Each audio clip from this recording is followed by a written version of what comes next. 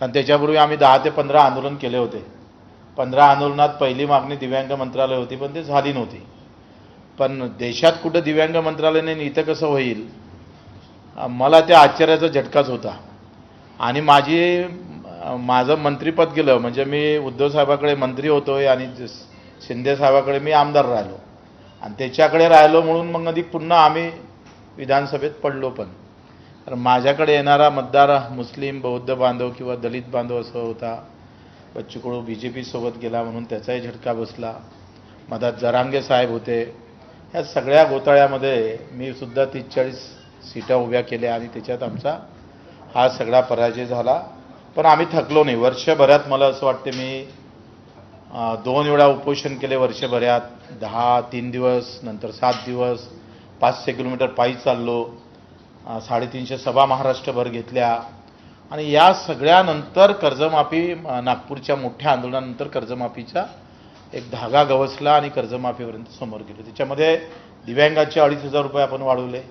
600 रुपयाच्या महिन्याची लढाई बच्चू कडू आणि आमच्या दिव्यांग बांधवाच्या ताकदीमुळं ती 2,500पर्यंत नेली.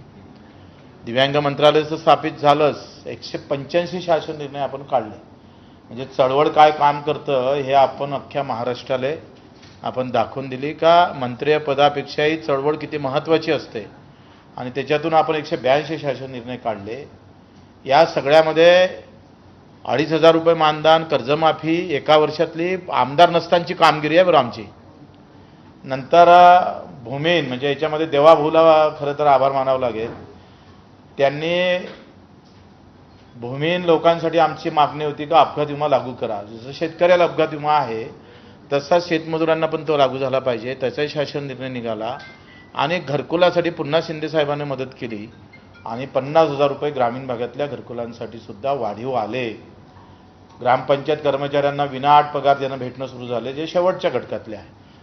एकंदरीत या सगळ्या लढाईमध्ये आम्ही एका वर्षात काय काय घेतलं तर एकूण 40 ते 45,000 कोटीचं बजेट मी सांगतोय आमच्या आंदोलनामुळं सरकारले शेतकरी मजुरासाठी वळवावं लागलं. हे आमच्यासाठी मोठं यश आहे.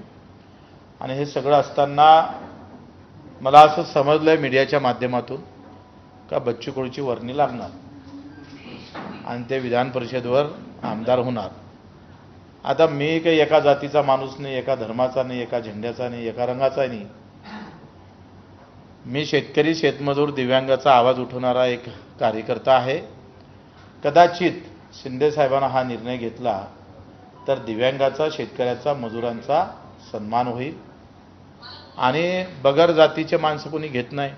तुम्हाला माहीत आहे आजकालचं राजकारण विकासापेक्षा जाती धर्मावर आहे. लोक मेंढरासारखे जातात जाती धर्माच्या नावावर. आम्ही मुद्द्याची लढाई लढणारे माणसं आहे. कदाचित आमचा विचार झाला तर आमचे काही मुद्दे आहेत. आम्ही आमदारकीसाठी जाणार का तर बिलकुल नाही. आमचे मुद्दे आहे का जे काही दिव्यांगाचे उर्वरित प्रश्न आहे त्याला लगेच कुठेतरी आम्ही पाहतो पूर्तता झाली पाहिजे. त्यांची कर्जमाफी आहे, दिव्यांग बांधवाची पगाराची वाढ आहे, इतर काही महत्त्वाचे घरकुलाचे मुद्दे आहे. दुसरा, पेरणी ते कापणीपर्यंत सगळी कामे MRGS मधून झाली पाहिजे. शेतकऱ्याचा मुद्दा आहे, हमी भावाचा आहे. हमी भावासाठी शिंदे साहेबांना उद्या जर विचार केला आमचा तर आमचाही प्रस्ताव आहे, त्यांचाच थोडा प्रस्ताव. आम्ही काय म्हणते, पदासोबत युती करणारे लोक नाही आहे. पदासाठी किंवा निवडणुकीसाठी युती करणारा बच्चू कडू नाही आहे. ते इतर पक्ष करतात युती, म्हणजे निवडणुका आल्या का यांच्या युत्या होतात. बच्चू कडूची जे काही युती आहे ती मुद्द्यासोबत असेल.